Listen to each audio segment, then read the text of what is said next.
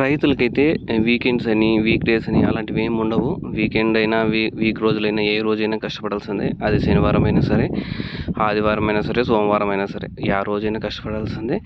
పొగలైనా కష్టపడాల్సిందే, రాత్రైనా కష్టపడాల్సిందే. ఇంక మనం మధ్యాహ్నమైన ఈ ఎండకైతే దోలైతే తీరిపోతుంది.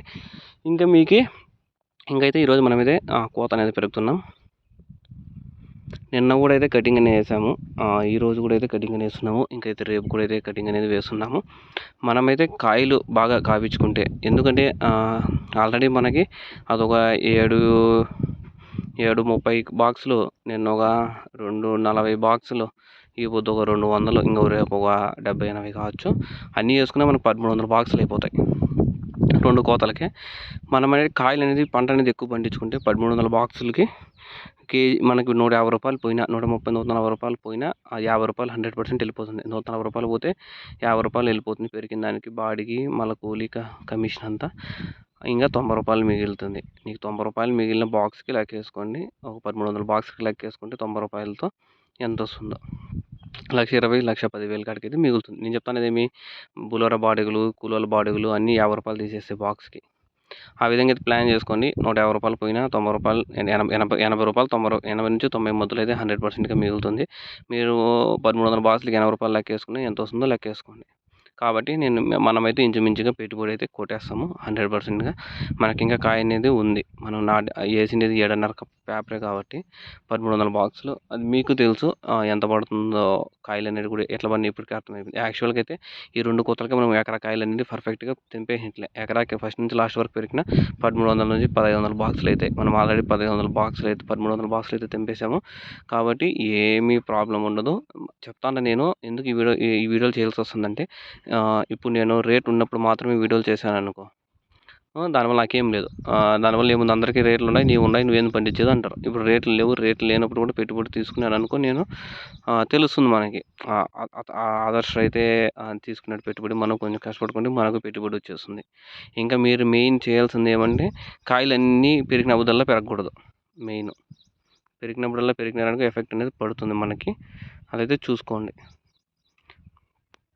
పెరిగినప్పుడు అంటే మీరు నార్మల్గా 50 బాక్సులు, 60 బాక్సులు అలా పెరిగినారనుకో మనకైతే ఏమీ మిగలదు.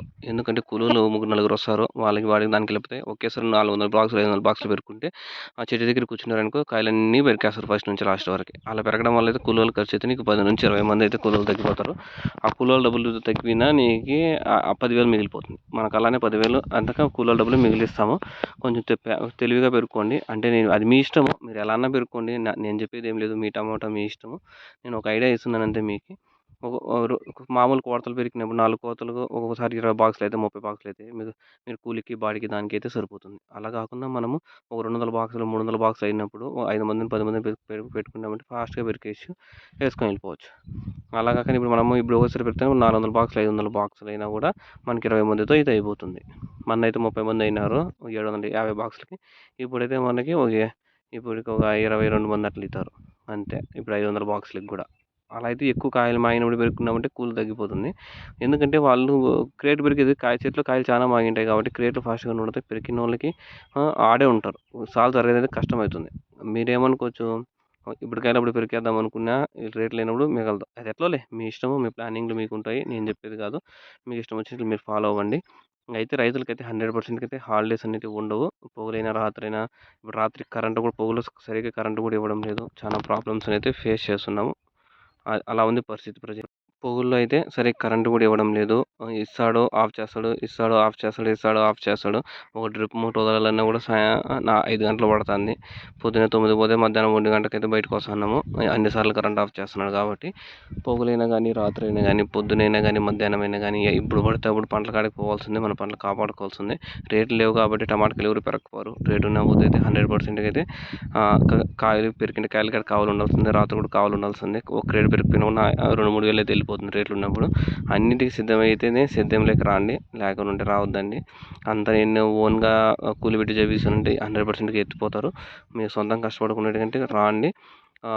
నేను అందరిలాగా చేస్తాను అనుకుంటే మాత్రం మీ అంతకు మీరు ఓన్గా కష్టపడేటికంటే మాత్రం సేద్యంలోకి వస్తే బాగుపడతారు, లేకుంటే లేదు. Thank you.